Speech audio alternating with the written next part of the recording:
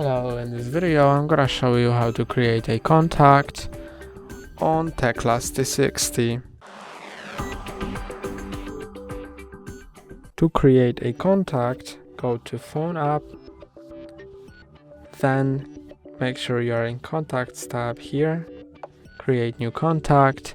Now choose where to save it. You can save it in your Google Contacts, on your SIM card or on your device.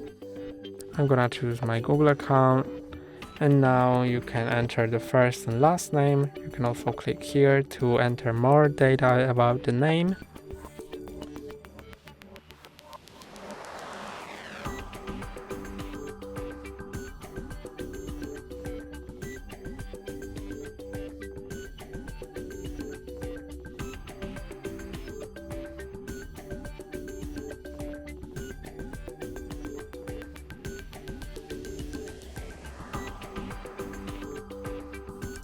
You can enter company, phone number,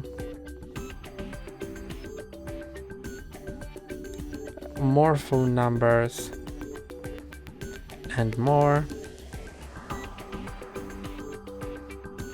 You can add an email, significant date, or click on more fields. You can also click here to set a profile picture. I'm gonna choose a picture from Gary, like that.